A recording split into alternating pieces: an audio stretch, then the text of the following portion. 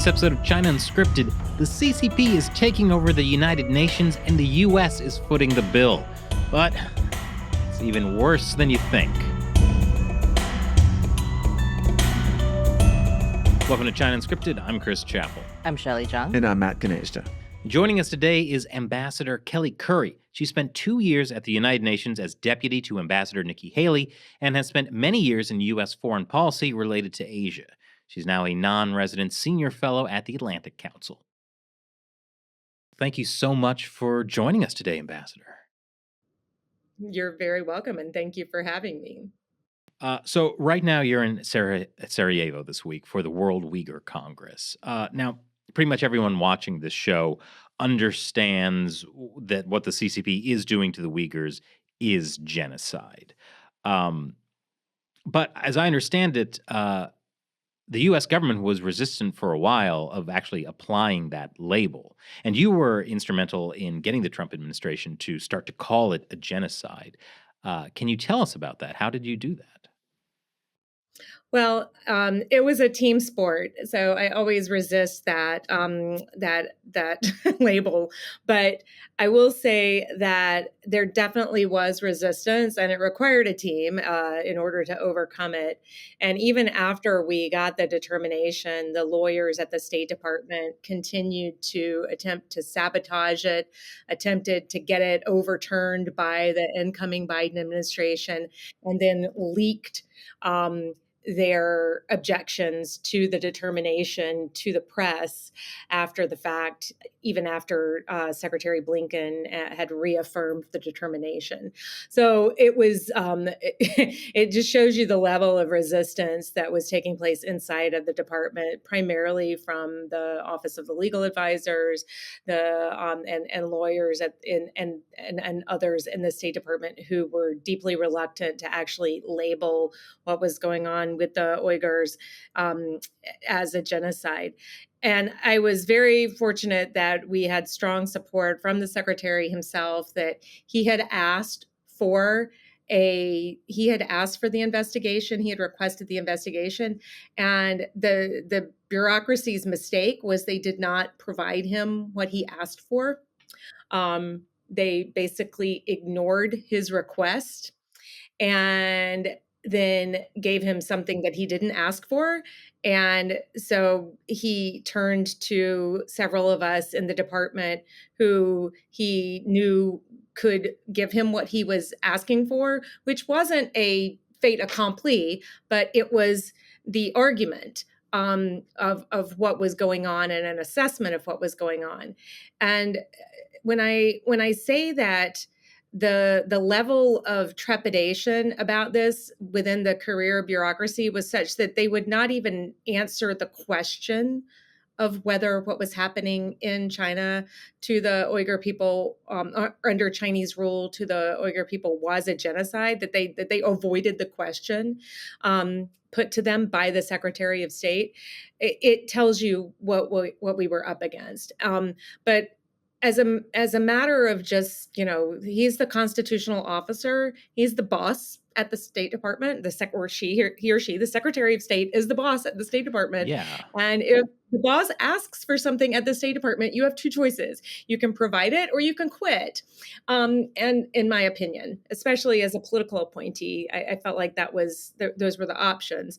Unfortunately, the career bureaucracy sees a third option, which is you can, try to undermine the secretary. You can pretend like he or she didn't ask for something, or just ask the question that you wish they had asked, answer the question you wish they had asked. So it was an interesting experience overall working in the administration, both during the Bush administration and during the Trump administration. I saw this tendency. It was not exclusively during the Trump administration. So I wasn't particularly surprised by it, but I was shocked by the depths and the lengths that people would go to avoid doing their actual jobs at the State Department. Why do you think there was that resistance to the label, such that they were willing to ignore a request from the Secretary of State? Well, I think that There has always been a reluctance on the part of the legal advisor to label a situation genocide. And even when they do make a determination or support a determination, there's always this huge caveat that comes with it, that making this determination doesn't mean that the United States has to do anything just because the secretary has made this policy determination, that it's not technically a legal determination, which again, the circular reasoning there, it's like, okay, if this is not a legal decision, if this is not a charging document, which it's not, it's a policy decision. But if we're not preparing charges in a court of law, then why are the lawyers even involved? And so they engage in a lot of very circular reasoning around almost every genocide determination, because there's a reluctance to commit the United States to do anything if we call a situation at the State Department, if the secretary makes a determination. And so you've seen this on the Yazidis, you've seen this in Burma, you've seen this in other contexts where on even in Darfur, even in Rwanda and Bosnia, where I am now, there was this deep reluctance. So it's not a new phenomenon, and it's not exclusive to this situation with the Uyghurs. But what turned it up to 11 was the fact that it involved China. And so I think that there was an added layer of caution and concern about that, if we actually, what it would actually mean to call out the People's Republic of China as committing crimes against humanity and a genocide. I'm curious to what the question that the people who Secretary Pompeo had originally asked, to make this, argument. What did they actually come back with? They came back with a crimes against humanity recommendation, and just completely ignored the genocide piece of the question. So they just ignored it. Tried to avoid Didn't answering it at didn't all. respond. Okay. That's Yeah. wild. Well, I mean, despite the resistance in the State Department, it seems the Biden administration decided to keep that designation.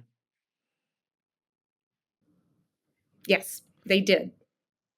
I mean, you got it, Pat. Like, it became official at basically like the last hour of the Trump administration, right? Like right before the keys to the White House were handed to Biden. Pretty much. The process had been going on, though, for some time, and the secretary had requested that the atrocity determination process be launched months prior to the election and prior to the end of the administration.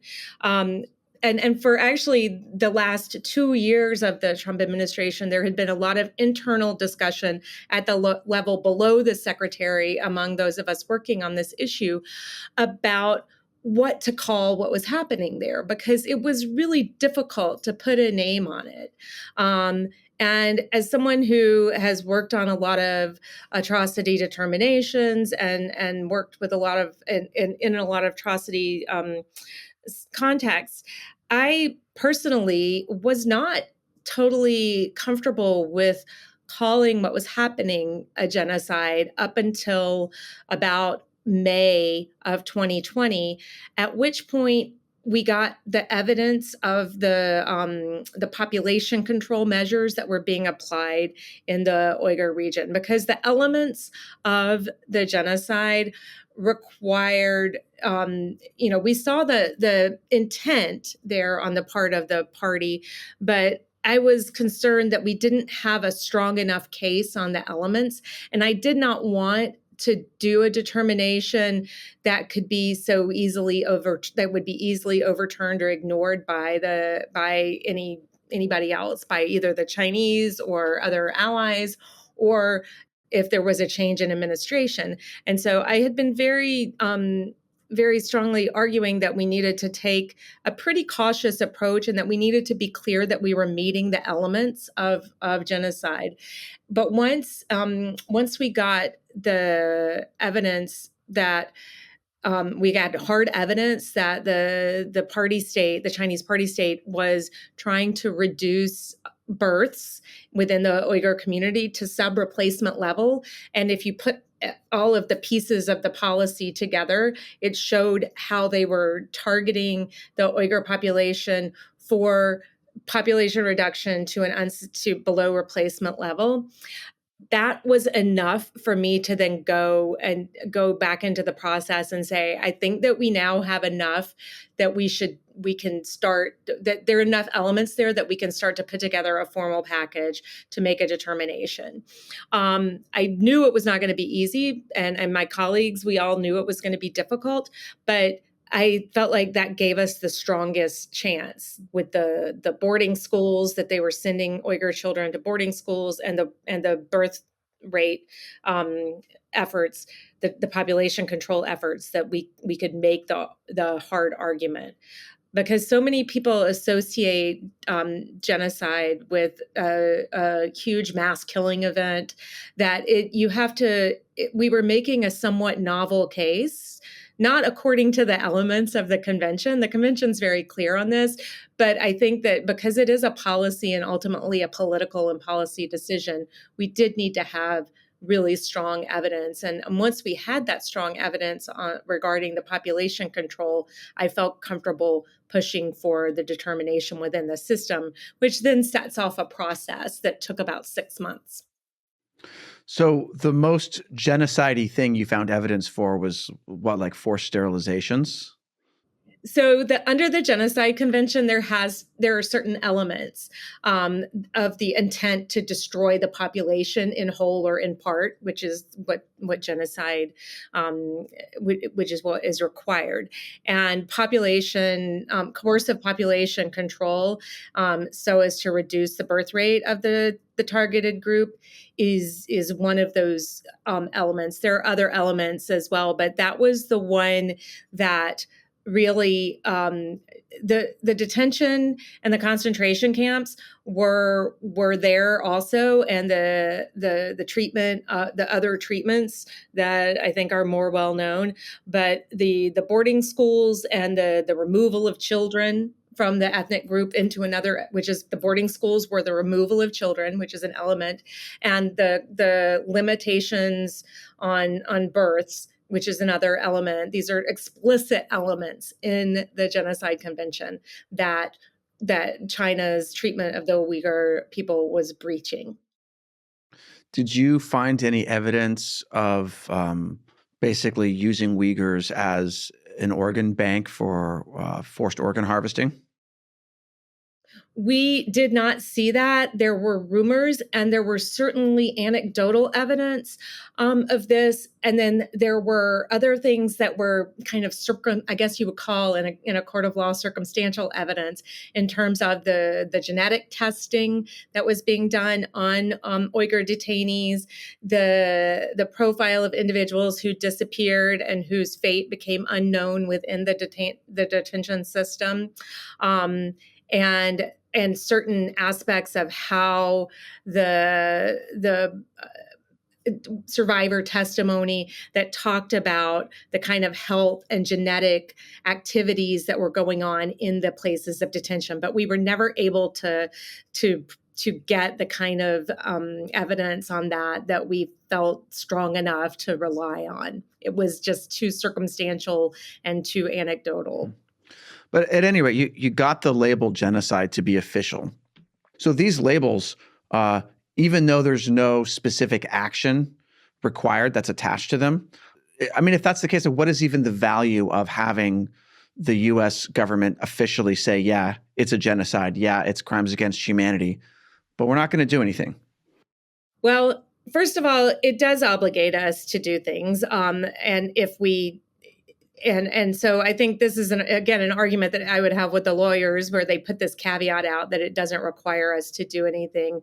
It actually does. We, as state parties to the Genocide Convention, we have an obligation to prevent, we have an obligation to protect, and we have an obligation to punish under the convention. So one of the arguments that we found that resonated deeply with Secretary Pompeo was that you shouldn't allow the perpetrators to complete the genocide and complete their genocidal intent before you call something what it is. And the convention was never intended to be used in that way either. And so we did take a number of steps, and having the determination, I think, allowed both the Trump administration in its final days, as well as the Biden administration that followed, provided a standing to engage in certain to engage certain sanctions, certain visa restrictions, and other things that have been put in place. We had already put a number of visa restrictions and sanctions in place for individuals and entities that were linked to gross and ongoing violations of human rights, gross and systematic violations of human rights against the Uyghur people. And the determination allowed for the expansion and continuation of those kinds of measures. It then also allowed for certain resources to be available, whether it's in the asylum process, that it created a pathway for individuals who had been subjected to these genocidal activities to be able to apply for asylum in the United States, and to have their case heard in the context of genocide. This was one of the things actually that causes a lot of agitation, to be honest, with the lawyers, is that if you identify a group as persecuted, then it can give the members of that group standing to apply for refugee or asylum status in the United States. But as we've seen, the asylum process in the United States is so rife with abuse that I think that their worries here are a bit misplaced, if you ask me. These are the same people who provide temporary protective status to groups of, thousands and thousands of people who don't have to make any claim of genocide in order to be able to given protective status in the United States. So it's a bit of a false flag argument. Then the other thing that it does allow is for the Justice Department to then prosecute individuals under the U.S. domestic statute for genocide. So we in the United States, we have a domestic, when we became state parties to the treaty, the Genocide Convention, we passed our own legislation, because this is how we do, we're funny like this, on genocide. So we have a statute. And in order to prosecute somebody under the statute, you have to meet the U.S. statutory definition, and the Justice Department would be responsible for preparing charges.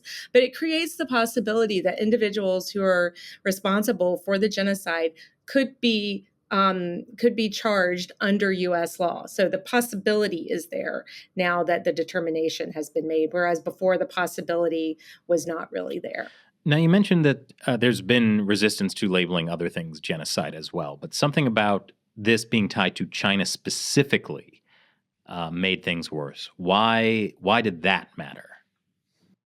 Well, China's a very large and important country, big trading partner of the United States, obviously. At that time, it was during the COVID pandemic, and while public sentiment had certainly started to turn on China during that time period, we were still fairly early days in terms of the effort to basically shift the long-running, shift from 30 decades of engagement focused U.S.-China policy to a more competitive and confrontational posture. We had made a lot of ground during the Trump administration on that point, but 30 years of programming, if you will, of our diplomatic and security and economic institutions in a certain pro-engagement trajectory and direction, it's not easy to turn that aircraft carrier in basically 180 degrees to view China as our primary threat, as the national security strategy articulated, and to really start to change the way our institutions operate. We're still actually in early days in that process. If you look at some of the ways that that our agencies still deal with the People's Republic of China and still if anything, underestimate the threat of Chinese influence operations in the United States and China's threat as an as a coercive economic actor in the geopolitical space.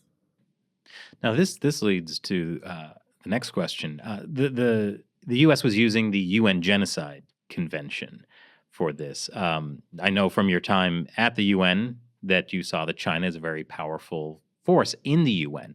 So, what was the UN's take on using the UN Genocide Convention to label China as a perpetrator of genocide and crimes against humanity? Well, I would say that if you step back to the time that I was at UN at the U.S. mission to the United Nations in New York in 2017 and 2018, when again we were still at the very beginning of trying to push back on China's malign influence at the United Nations. Top to bottom, side to side, the United Nations did not want to even talk about what was happening in the Uyghur region and to the Uyghur people and the other the Turkic Muslim ethnic minority people in this area. They didn't want to acknowledge that anything bad was happening. They, in fact, were quite happy to praise China as a leader in meeting the Sustainable Development Goals, as a partner on addressing climate change, as a better global citizen than the United States, because Xi Jinping and Chinese diplomats would come to the United Nations and to the related agencies and say the magic words like praise the Sustainable Development Goals and Agenda 2030 and all of these things that were close to the heart of the Secretary General and the bureaucracy at the UN, the kind of permanent, the Secretariat, and all of these UN bureaucrats that their jobs depend on advancing these SDGs and this operating system that they work against. And Beijing had figured out that they could just come in and commit themselves to these Sustainable Development Goals and say that they were going to support them, and that was because the United States was coming in and being critical about the UN and its performance and its functionality and its problems. They liked the Chinese message much better than ours, and so it was really hard to get anybody, the High Commissioner for Human Rights, the Secretary General, any of to acknowledge that there was anything wrong at all, let alone a genocide. We were so far away from that conversation between 2017 and 2022 that it was hard to imagine that they would even come out with the kind of reporting that the Office of the High Commissioner came out with in 2022 that acknowledged that there might be crimes against humanity happening against the Uyghur people. Well, in 2018, I believe the U.S. actually pulled out of the United Nations Human Rights Council. Right. So didn't that make it more difficult to deal with this kind of thing? So I was obviously working at the mission at that time, and the Human Rights Council's in Geneva, and we did not have an ambassador in Geneva. So I was doing a lot of double duty. Ambassador Haley had brought me on board because of my human rights background, and so we were working on a package of reforms for the Human Rights Council at that time. And I was also involved in a lot of the lobbying around trying to push back on a Chinese resolution in the Human Rights Council that talked about what so-called win-win cooperation in the field of human rights. That this resolution basically... So I know it would be funny if it wasn't so horrifying. I mean, it's still funny, honestly, if you know what win-win means, but yeah. Well, and that was the problem, right? In 2018, 2017, not very many of my colleagues did understand what Beijing meant by win-win and mutually beneficial cooperation. We had a joke, it means China wins twice when they say win-win, and everybody else loses. And this is, and we, but trying to get that through to our colleagues at that time was really, really difficult.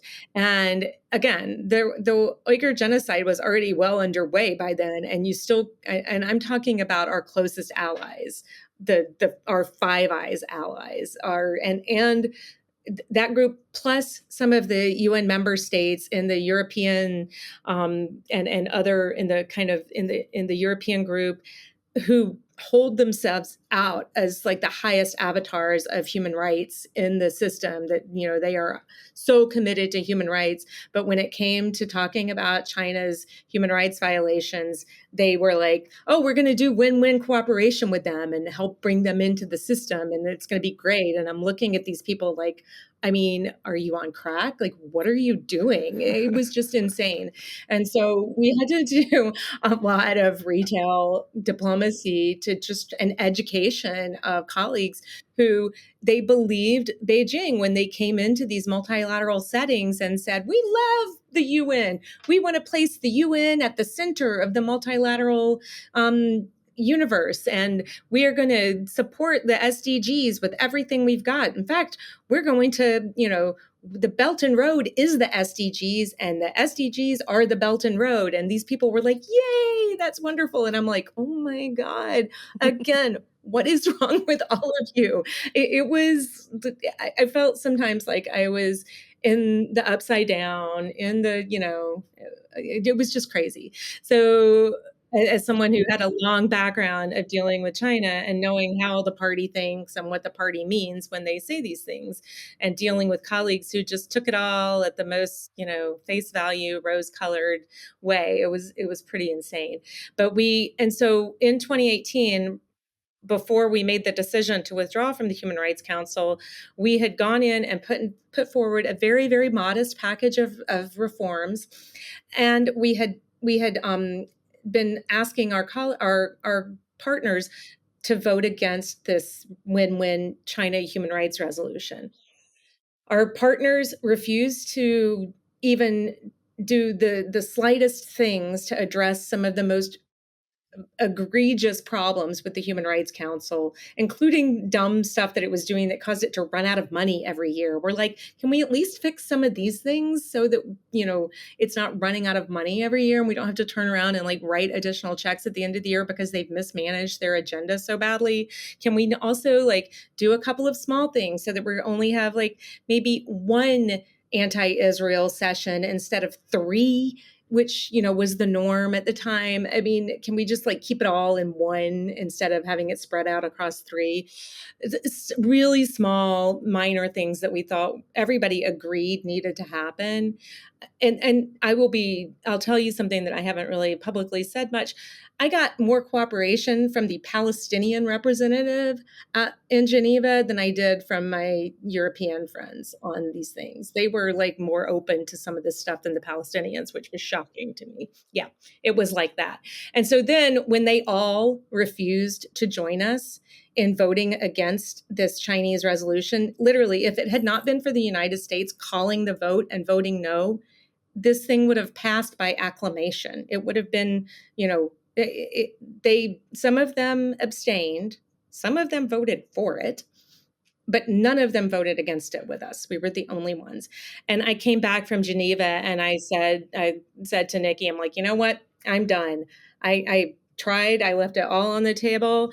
This team that we've been working with has been great. We've done everything we can, but this is irredeemable. If you feel like you want to pull the plug, go right ahead. Be my guest. I'm not going to argue with you anymore, because I had been, we had been having this back and forth about what is the value of staying in? Do we need to stay in to fight China, to fight other bad actors? And at that point, it's like, if we can't do it by ourselves, and if our allies are not willing to stand up to this, they need to understand that we're not just going to let them hide behind our skirts on this stuff all day. And so actually, what happened after we left is these countries had to take these things up themselves, and they found out that it they missed us actually. And so they I think there was an opportunity when the Biden administration came in to try to use that the fact that these countries did miss the United States to leverage some of the changes. Again, little things that we were asking for them to do. But of course, they didn't do that. Instead, it looks like they got taken to the cleaners by the Europeans, because they've recently come out and said that they're not going to run for a second term, even though they could. I think also this is due to their concern that they might actually lose a vote in the Human Rights Council because of our stalwart defense of our ally Israel. And so again, this body, it lives in the upside down too. And I at a certain point, it loses pretty much any credibility to talk about human rights if they're going to spend all their time bashing Israel, and only Israel, and refuse to even have a discussion about the Office of the High Commissioner's report, finding that there's evidence of crimes against humanity committed by the People's Republic of China, and you can't even get that to come up for a vote. It's ridiculous. So my question is, how did this happen? Because as I understand, the UN is mostly funded by the US. Why is the whole system so on board with China and kind of hostile to the... Well, this didn't happen overnight. And I think that the system has been pretty hostile to the United States, because if you think about the General Assembly in particular, it's like the world's it's like the parliament for the world. But most of the members of this parliament don't make any financial contribution to the United Nations, or make very little financial contributions. You have a large group in the G77, which has actually got 135 countries in it. And a lot of these countries, they see this as an opportunity to take a free shot at the United States for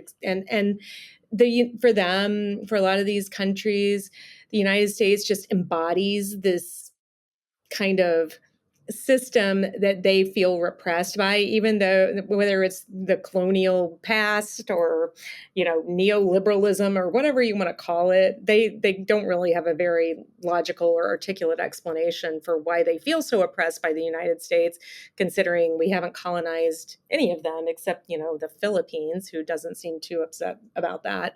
But it's really the United States, because the United States is the kind of the unipower.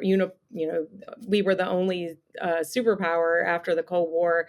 I think that all of these countries that their whole identity in a lot of ways is just wrapped up in this kind of anti-colonial, anti-imperial narrative that they use as an excuse for why they aren't succeeding, to be frank, in a lot of context. So I think that there's a complicated mix of all of that that's operating in the background, and then of course our stalwart defense of the state of Israel has been a point that a lot of member states in the United Nations have taken issue with, and they see votes in the General Assembly. They see other things as an opportunity to push back on the United States. And then China has very skillfully taken these dynamics and aligned themselves with the G77, align themselves with this anti-colonial narrative, this anti-imperial narrative, and made themselves align themselves with the developed world, the developing world, and said, we're here with you in Global South solidarity, and we're part of the developing world. And it's they've been very skillful in doing that. At the same time, they want to be treated like a great power or a superpower by maintaining their seat on the Security Council, by throwing their weight around inside the institutions where that matters. And then they've been very strategic in terms of how they deploy their resources at the United Nations. For instance, China gives almost nothing in voluntary contributions, whereas the United States gives huge amounts. We give $18 billion a year to the United Nations, all spigots, which means that across all agencies, funds, programs, everything the United Nations does, and across all of the ways that the United States contributes, it's $18 billion a year. We are exponentially the largest contributor, but we have never really, if anything, we have used the United Nations, we've kind of positioned ourselves within the UN system as that it's a constraining, especially since the end of the Cold War, we've allowed the UN to constrain us, and then we take a lot of heat when we don't operate within these constraints that the U.S. voluntarily submits itself to inside the United Nations. So I think that there's a lot of we've created a lot of opportunity for, and the Chinese have taken advantage of it, basically, is how I would put it. And then the system itself creates a lot of opportunity because it just keeps getting more and more.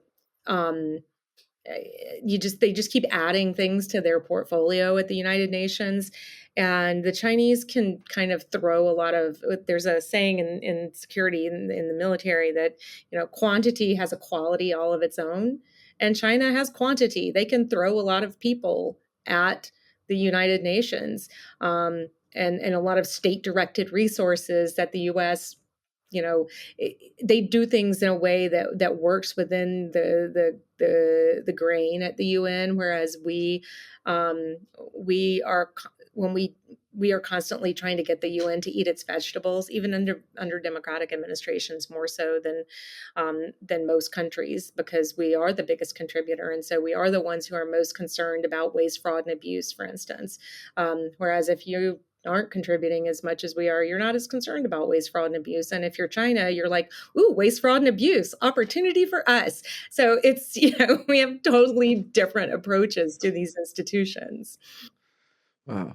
It's just crazy. Like China, you can kind of see it's the whole, like, let's make a lot of cheap crap, but then like repositioned as like that, but throwing that approach at this most important global institution, and corrupting it in like every level. And just like what you said about them phrasing, like they can phrase everything in the way like, oh, sustainable development goals that they have no intention of meeting, but they have. It's like, unless it's beneficial to them. When Trump said that he had all the best words, he was wrong. It seems like China has the best words. I mean, what you said about the Sustainable Development Goals being the same as the Belt and Road, that's just... Come on, how do you not see that? My brain wants to explode. Yeah, well, it's one thing for China to say it, right? But what they were able to do was get the UN itself to say it. They were putting this into UN resolutions. And for like 3 or 4 years, the United States did nothing about it. We came in and we're like, this is going to stop now. We will not be making references to Belt and Road or Xi Jinping thought principles in UN resolutions. And so we would start calling votes on stuff, and people were like, what are you doing? This is a consensus resolution. I'm like, no, it's not. It's got, Xi Jinping thought in it. And they're like, what are you talking about? And we're like, that whole, community of shared future for all mankind that the Chinese asked you to put in this resolution on the decade of the family farmer, that's like not going to happen. They're like, again, it was like, we were alone at first. And then we started to get, others to understand that it was a problem by going in and saying, look, we're not asking you to put in the thoughts of Donald J. Trump into a UN resolution. That would be super weird and inappropriate. So why do you think it's okay to put Xi Jinping thought into this resolution on the decade of the family farmer? Like, this just doesn't make any sense. It seems like China is trying to use the UN as a way for it to govern the whole world. You think? Ding, ding, ding. Yes, this is what the Global Development Initiative, the Global Security Initiative, and the Global Civilization Initiative, the three pillars of Xi Jinping's foreign policy approach, are all about. And that's when they talk about making the UN the center of the multilateral, of the multilateral system with the UN at the center. That is exactly what they mean, because they want to instrumentalize the UN as a tool for expanding their governance model, for propagating their governance and security model, which is the securitization of everything, and their civilizational model, which is a statist and authoritarian model. So yes. Right. And that's what they mean by a shared future for all mankind. We all get to Win-win. share in that It's future. not a lie. It's not a lie. And it's their future, and they're going to decide what it is and who gets to benefit from it in the mutually beneficial way. At least America gets to pay for it. Well, yeah. Well, so that's my question. Like, what is the purpose of the UN anymore? Why doesn't the US just pull all the funding or get out? Like, what is it doing anymore? I think those are very good questions to ask. And I just, when I testified on this subject in the House a few months ago, I kind of am like, we need to actually start asking, what is this for? Like, what is the UN for? And we need to start looking. I mean, this was something that Nikki Haley was very insistent on. When something would come in, some initiative, we're like, okay, what is the value proposition for the American people here? And why would our taxpayer dollars, why should they be used to support whatever this is that's coming in? And this was the right question. And I think we went for so long without asking it, and now we're doing all of this stuff, and it's like, and I think that there was an assumption for a long time that we got more out of combining our resources with our allies and putting it all behind the UN, behind a UN agency, and having them go out and do, the World Food Program or UNICEF. And these are agencies where Americans are at the head of the agency, and, they do good work, or that working through UNHCR meant that the United States didn't directly have to help all those refugees because UNHCR was there doing it. But at a certain point, the value proposition gets turned on its head.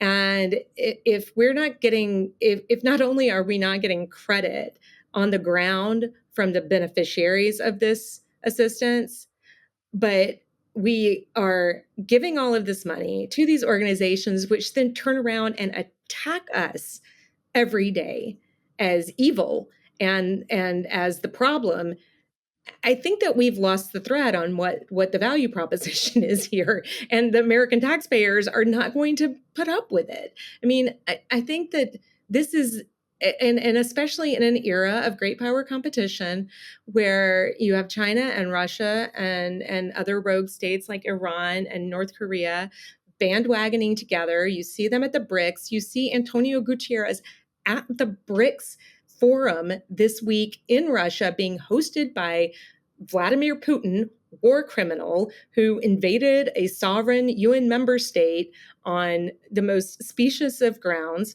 And he's hosting the Secretary General as if everything is fine.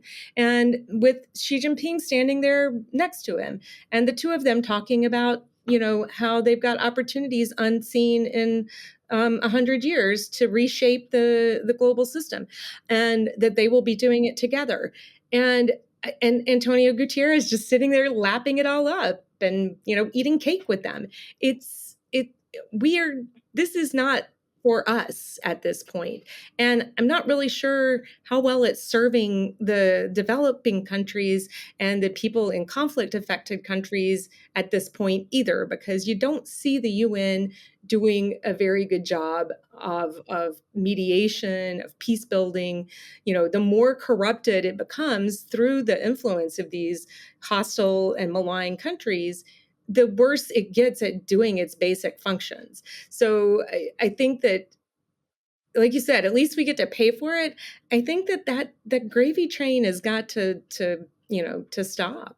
And we've got to really seriously reevaluate, and we've got to be pretty hard-headed about where we're putting our resources um, at this point in order to evaluate whether it still makes sense and whether we are getting a positive value add from going through these UN agencies rather than just doing things bilaterally or in many-lateral ways.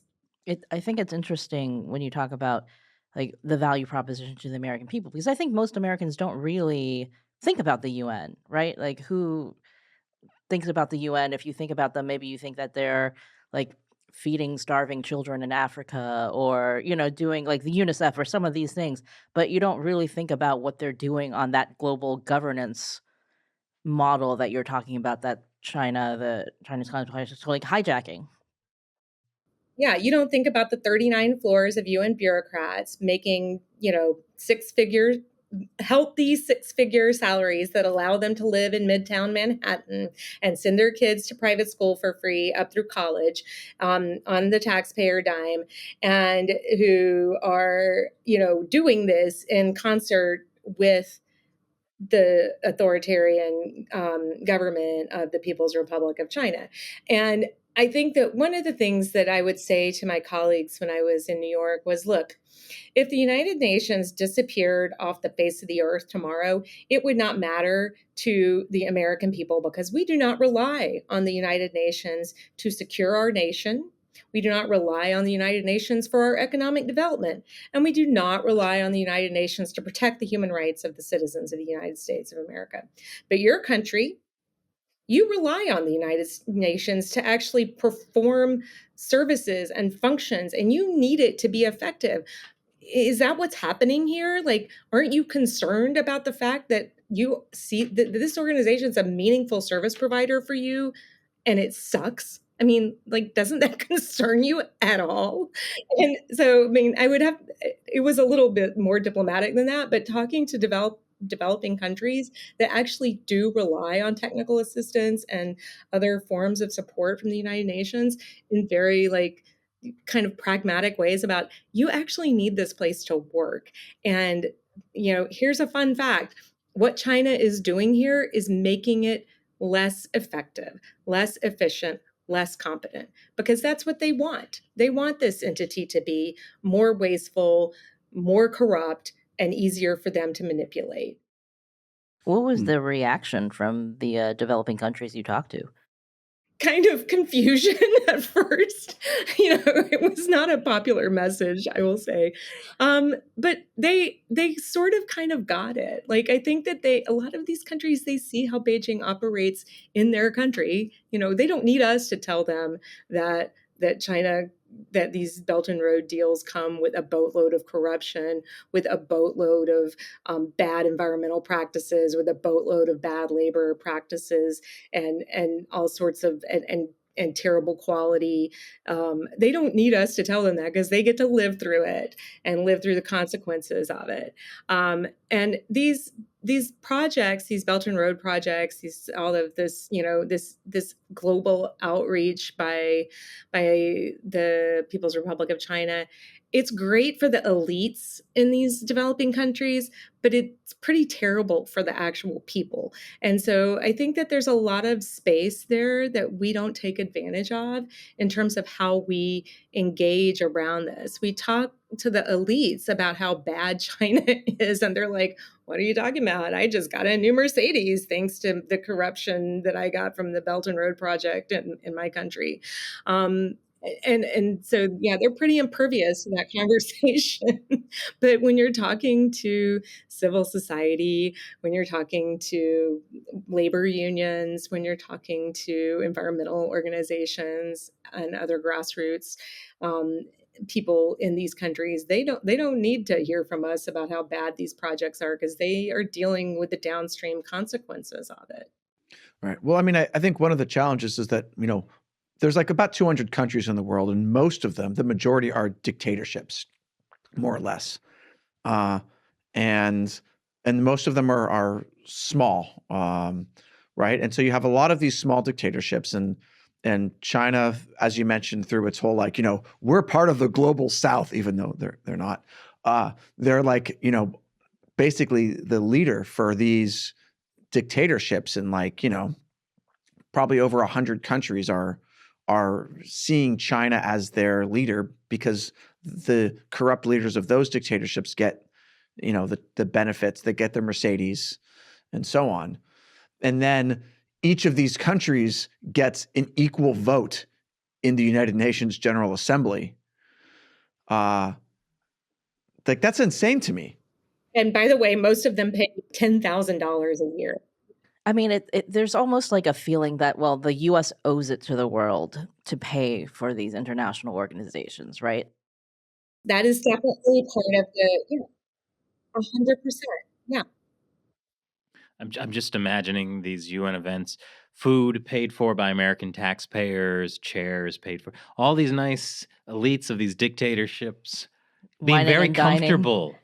And I hope they're very comfortable. I remember when the Trump administration, right, we pulled out of the WHO after COVID, Mhm. and what like an incredible brouhaha that was. I can't imagine like the backlash over, pulling out of the UN or not funding the UN. Defund the. This is what I'm taking. Defund the UN.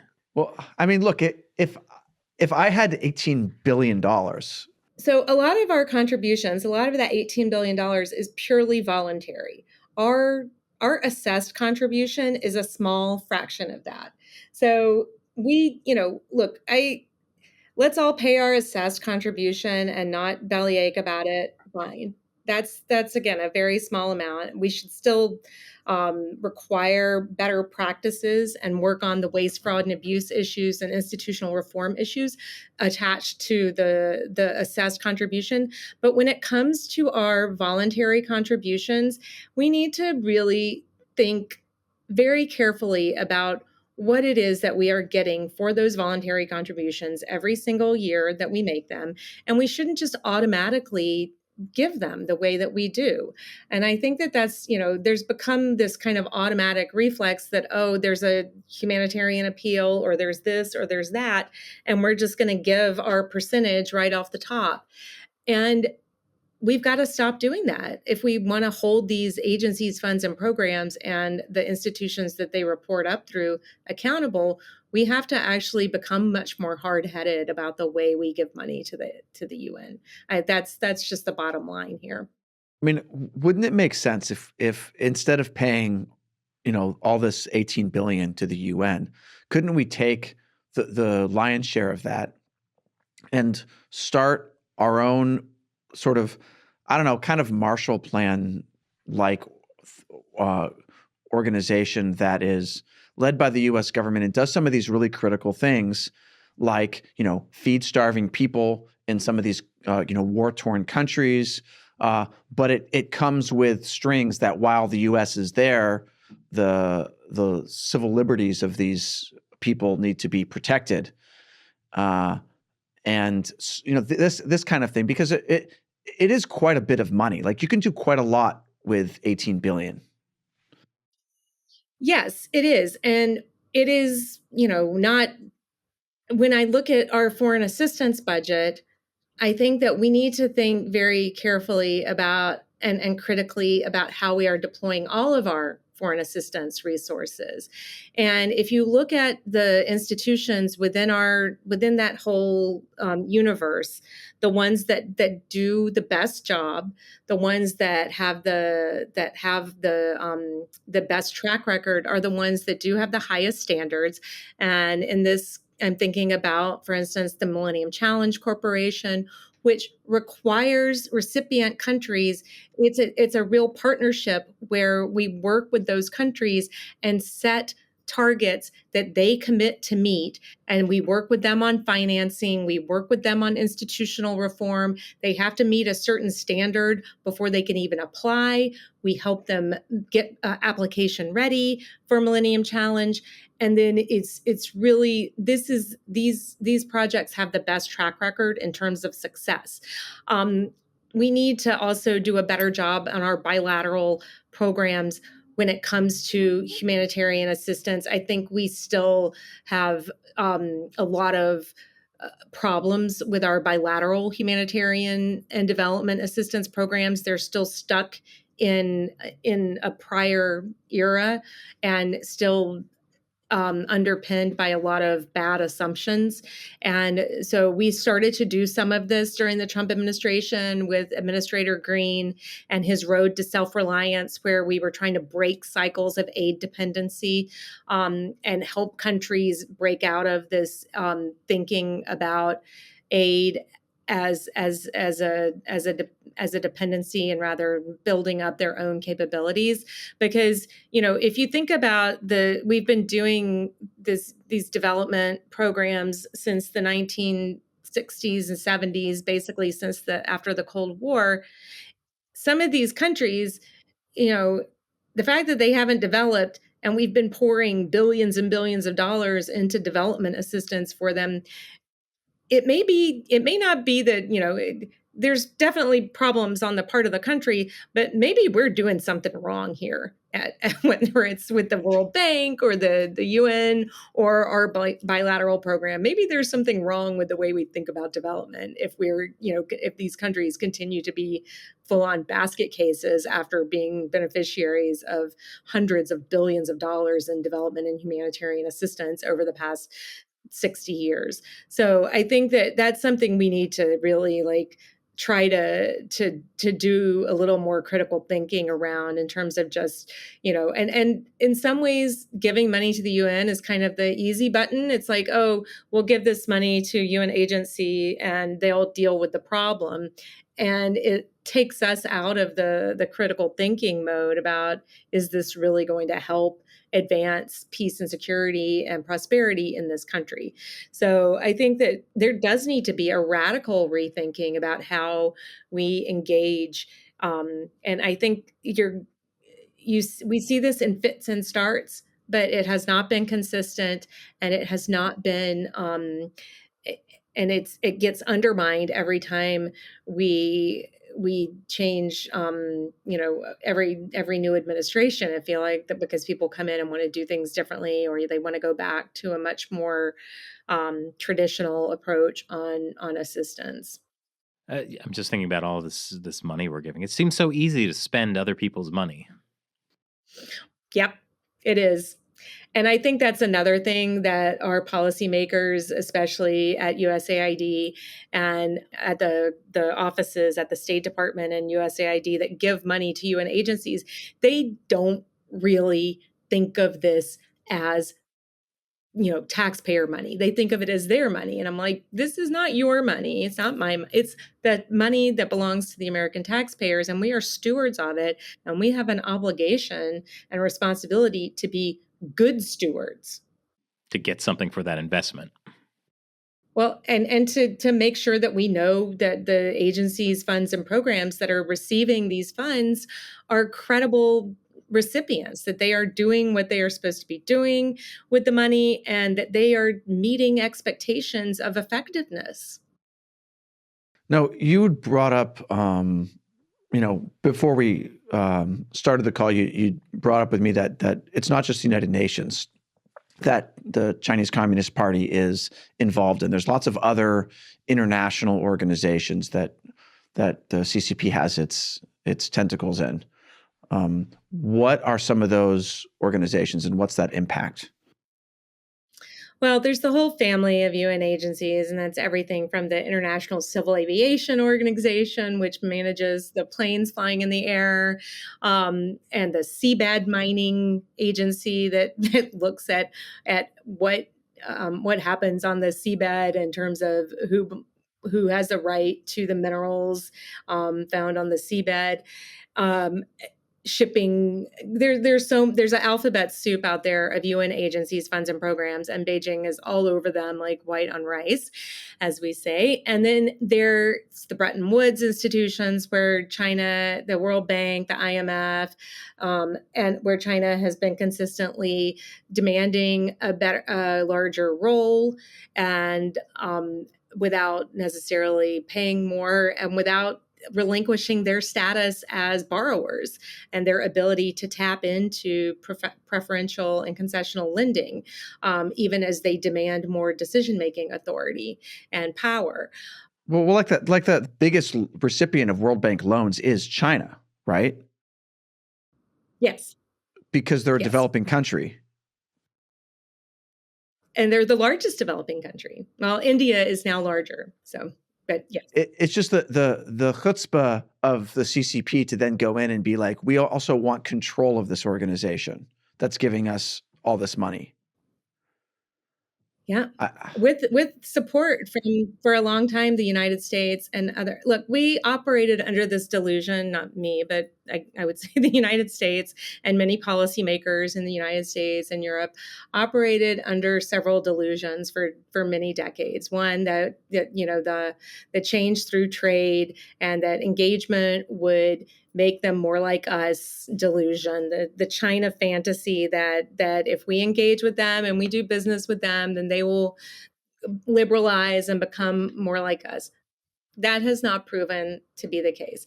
A subset of that delusion was that if we bring them into all of these international organizations, the so-called rules-based order, that we will socialize them to accept and operate within these frameworks. Again, the opposite has happened.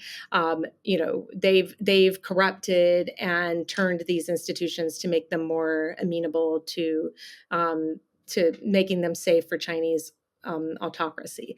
So I think, again, we now have a at least growing understanding in the United States and among our allies that we were wrong in our assumptions there.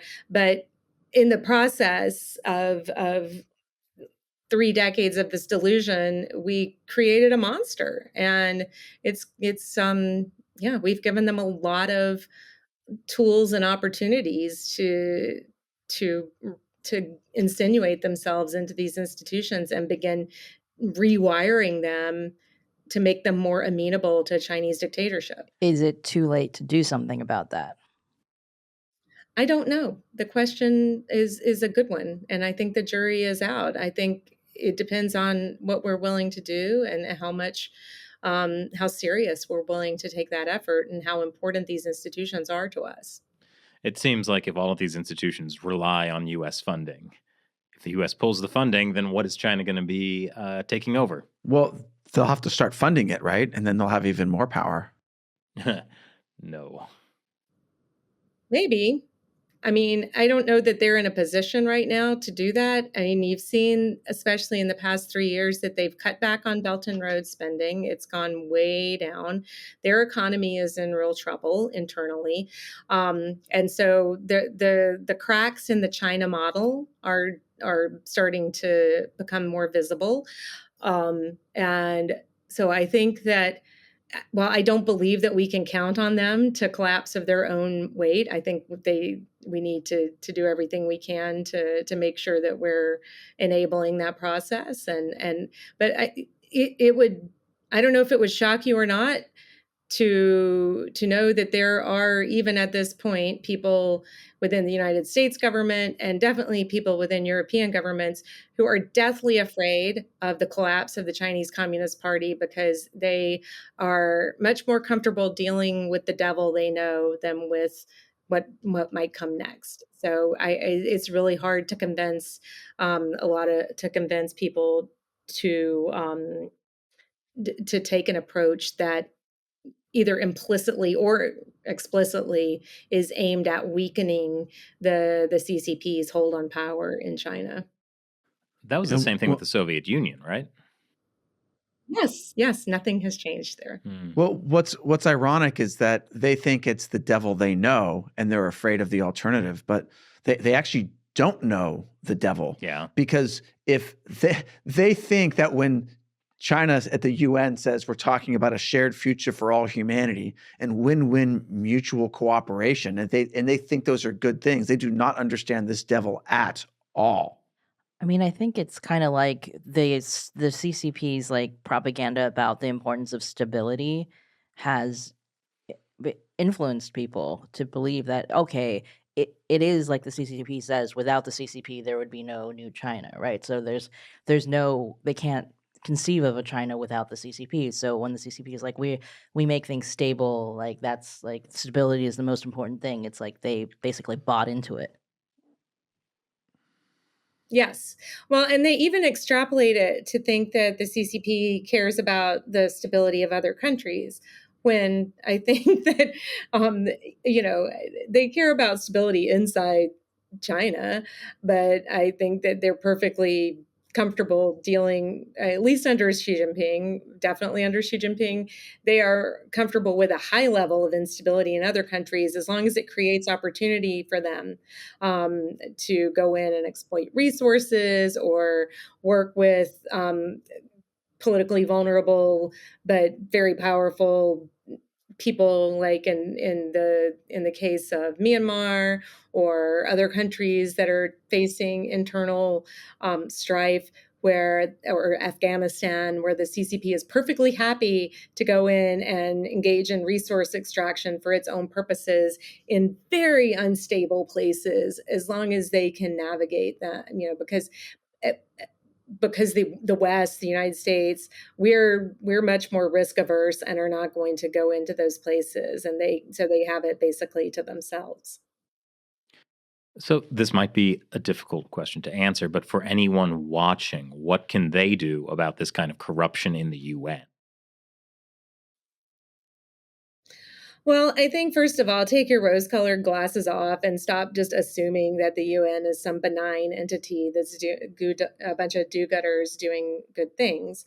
And talk to your members of Congress about your concerns about, what it means for the Chinese Communist Party and the PRC to wield the level of influence that they do within this institution, why it's possible for them to do this, and whether it's still a good investment for the United States to continue pouring money into these institutions, given both what China has been able to accomplish in terms of exercising malign influence there, and how malign these institutions are, even aside from China's influence. I think that, at least in the United States and in other democracies, we still get to have a say about these things, and can agitate with our members of Congress and senators, and ask them for accountability, even if we can't expect accountability from the United Nations. Because that's our money being spent. Correct. And put it in those terms. It is our money being spent. Either way, right, there's going to be a new administration coming in, whether it's the Harris administration or the Trump administration. Do you have advice for those administration, whichever it is, how to deal with this situation with the UN and other international organizations? Again, as I said earlier, I don't think we can afford to just to just assume that we're getting our money's worth when it comes to the United Nations. I think we need to put our green eye shades on, and be much more thoughtful and strategic in terms of how we engage these institutions. If it's a Harris administration, I really just hope that they will not be as Pollyannish about these institutions. I would urge them not to be as Pollyannish as the Biden administration was, in terms of, how they engage with these institutions, and the assumption that it's always beneficial to do so. I think that I would give kind of the opposite, not maybe the opposite, but I think there will be a tendency within an incoming Trump administration. You'll have a lot of people who've had pretty negative experiences with the United Nations, and who have a pretty negative view of the United Nations, potentially coming in. For those folks, I really think it's important for us to get our allies, our good allies, on our side, and to recognize that we, if there's value there, that we're not going to find it by ourselves, that we're only going to be able to find and exploit it through cooperation with our allies. We definitely need to be as hard-headed. I think that Ambassador Haley's leadership set a gold standard for what, and other U.S. ambassadors at the United Nations, such as Jeane Kirkpatrick, have also set this standard, and Ambassador Haley modeled her time at the UN on Ambassador Kirkpatrick. But we need to put serious people in these jobs, at least, to give them a chance to make a change. If you don't put serious people who know what they're doing in these jobs, then they'll either get run over by the bureaucracy or get or get kind of manipulated by the process, or will end up wasting what opportunities there are there or losing them. So I think that we need to have a really serious kind of audit, if you will, of the whole UN system in terms of identifying where those potential pockets of value are, what we should try to focus our efforts on as we come back and as we think about this system and how what our engagement with it looks like going forward. And I think both any administration could do that. I think that it's I would urge any administration to do it, but I think that understanding that there are other countries, including in the developing world, that are frustrated by the UN and by its failures. And so we do have potential allies there if we know how to exploit them and not exploit. We don't exploit our allies if we know how to work with them to exploit these opportunities. Sorry, misspoke. So it sounds like whichever administration we have, we need to make America great again with a new way forward. That would give me a lot of joy. Well, I would definitely say we need to. Yes, I would. That would give me great joy. So much joy. Well, thank you so much for joining us today. This was a very insightful look at some very... And we're all about the vibes, right? Yeah. Oh, this show, we've always been about the vibes. This whole country has been about the vibes. Yes. Thank you very much for joining us today. This was very, very insightful look into some very shady, disgusting things.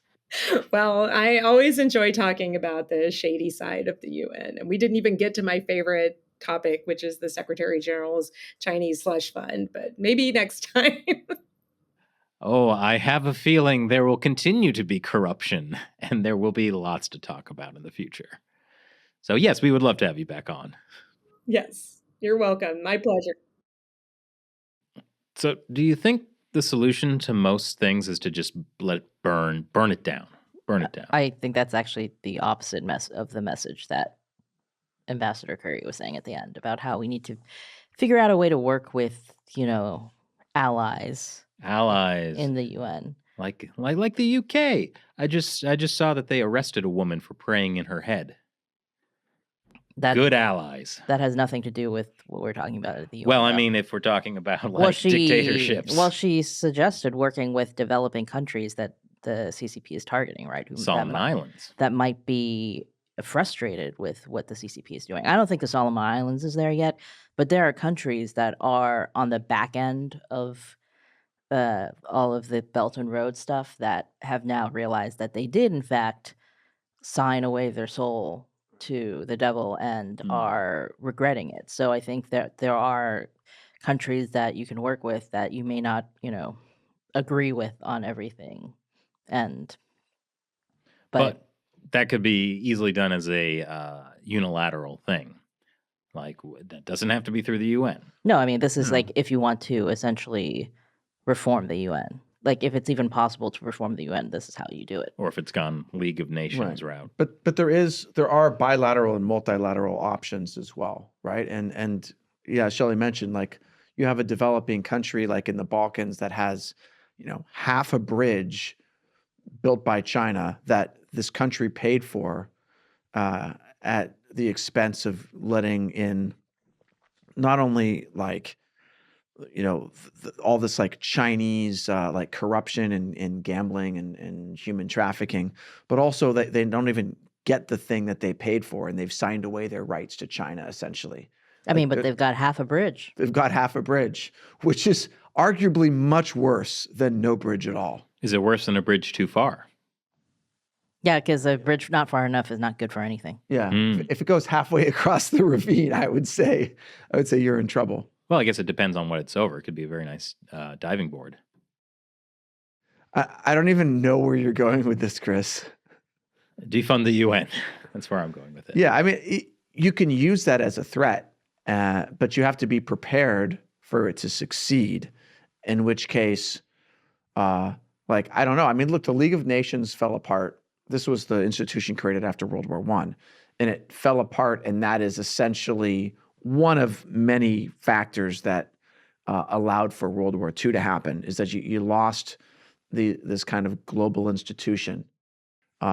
It's not necessarily good to lose this most important forum where nations can come together. But that's and just all the discuss. same kind of propaganda of like, oh, we have to keep this. It's important to prevent Right. war. No, but we don't have to keep it in the same form. We don't have to keep giving it $18 billion. You don't have Right. to keep letting China take it over. and Yeah. let the U.S. be constrained in what it does. And I wonder if some of that is just like self-flagellation on the U.S. government's part. You know what I mean? Like if the UN is kind of taken over by this anti-imperialist, colonialist mentality, and then the U.S. there are people in the U.S. government who also think Yes, that the same U.S. way. is very bad. Then exactly, then you start to feel like you're some kind of supplicant to the UN, that you should be giving all of this $18 billion with no strings attached because, you are the superpower in the world, and that's, like, et cetera, versus I remember there were very unflattering, media articles written about Nikki Haley when she first went to the UN and started trying to demand some more accountability, Mhm. right? Because it was part of the Trump administration. So, like, the entire posture of the US media was that anything the Trump administration does must be bad. So then they were essentially defending the corrupt bureaucracy of the UN. Yeah. So it's kind of like, well, you have to get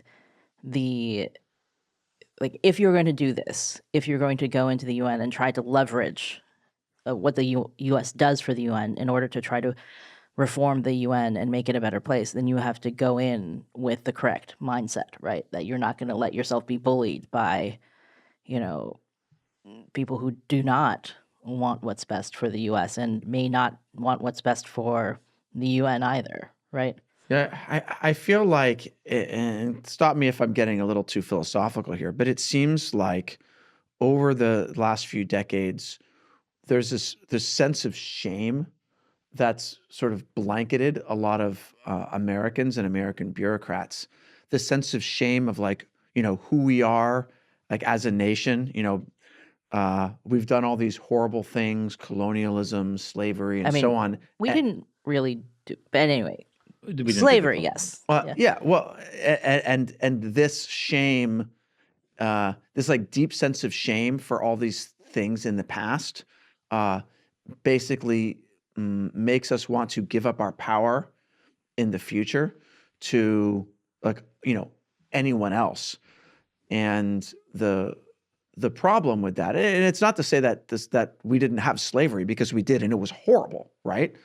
But that doesn't mean that we should give up our power to anyone else, because the anyone else in this case is the Chinese Communist Party. Well, and because there's more slaves now than at any point in history, and the UN is not solving that issue. They're most certainly not. And, one of the things we didn't get to talk about with Ambassador Currie, and we kind of ran out of time, but, like, she's done a lot of work looking into essentially human trafficking that's happening in China or between China and Southeast Asian nations. And, like, this is a type of slavery, right? It's happening right now. And, why should we give our power away to countries that are doing now the things that we rejected 150 years ago as being, so bad that we couldn't continue to have the United States of America if we didn't end this institution?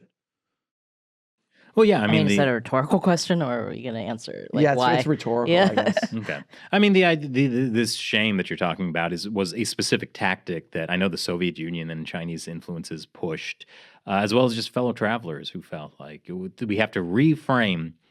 This is like when we talk to Sergei Popovich, or this idea that there are these pillars that support a society. And if you tear down these pillars, it collapses. And every society has a story it tells itself. And America was based on this idea of, freedom, self-sufficiency, liberty. And that's what we believe as a nation. So if people can twist it so that, oh, America is actually against those principles, then we will tear it down ourselves, which is what we see happening.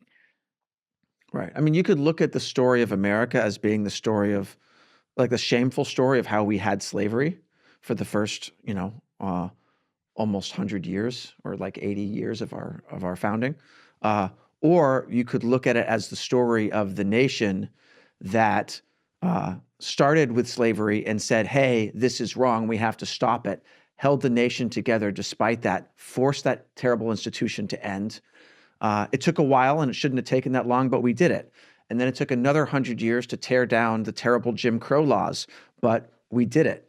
And we've, constantly fought against all the bad things that have been happening.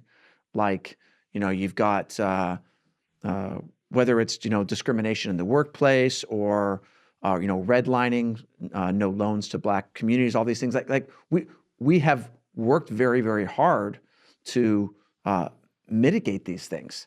And that should be the story of this great success of a very imperfect nation and an imperfect people that are always trying to form a more perfect union and establish justice. Or you let China, that uses rape as a form of torture, take over. That's another option. Yeah. Yes, Shelley. No, nothing. I was gonna get even more philosophical, so we don't have to go there. Well, why not? You're the one who did. You don't get to do that so much. Matt and I can. We have big, loud mouths. Oh, That's no, true. I guess I don't even know if this is philosophical. I just was thinking about how this relates to the mental health crisis in America in a way, because if you're always focusing on the bad things that happen, right? And I think this is an overcorrection from, previous generations where, like, it was, you can't talk about bad things that happen, or you have to hide, these things. And then there's been kind of an overcorrection where now it's kind of too much like only focus on the bad things that have happened to you, right? And then it paralyzes people in this cycle of victimhood where they can only ruminate on, like, how terrible their lives have been, and it doesn't give them the tools to be able to change And it's their usually lives, right? their lives are bad because of external factors. Yeah, right? so it's kind of this, like, overwhelming, like, victimhood or blackpilling or whatever you want to call it, right? Where it's kind of like everything is hopeless, and then you're paralyzed in this inability to do anything about it. And kind of, as a whole, that is what the CCP kind of wants to do to the US as well, right? You have the superpower that, like, we are the only challenge and threat to the Chinese Communist Party. But if we are paralyzed and all we can do is think about, like, all the bad things we've done in the past, or all the bad things that are, like, then you cannot function, right? You take no action, and that is enough to allow the CCP to take over the world. I mean, it's also like a lot of these third world dictatorships in the UN who are blaming the imperial US for their problems. And it's like, no, your problems are because you're a third world dictatorship. I think that's the point that Ambassador Currie was making about how if you're getting hundreds of millions of dollars in aid, but nothing Nothing's ever getting gets better. fixed, there, maybe it's not just the problems with that country, but it also, how are we giving that aid and what's going on? Yeah. I mean, I think there's a lot of self-examination that should go on, but I think it's unhealthy if it goes on in a way where essentially all you become is trapped in this inability to do anything. Right. The I'm U.S. not is sure that held together, but yeah, but I mean, look, the U.S. is an imperfect nation that, despite all of our imperfections, has tried to preserve liberty, preserve a sense of fairness and justice, and maybe not in an absolute sense, but certainly compared to most other nations, we do have a lot more of those things. We do have, free speech and free press and freedom of religion, and we do have, a representative democracy. In a way that a lot of our Western allies don't even have. We have greater free speech protections than a lot of other countries. That is increasingly so when we've seen things that have happened in Canada and in the UK, certainly. But like, again, like we don't have to be perfect to see that we're still a leader in these things that are good. And if you think that free speech and you think that liberty are good, America doesn't have to be perfect at those things to be a leader. We just have to try at those things. And I think we have tried by and large to do those things. And at least when the alternative is the influence of the world's biggest dictatorship that has absolutely none of those things. And if you ask anyone who's lived in China in the last 5 years, they will tell you they do not feel they have liberty, or they do not feel they have free speech. They do not feel they have freedom of religion. It's so opposite. So again, like the message, you don't have to be perfect to try to do a good job and try to help other people, because that's a big trap.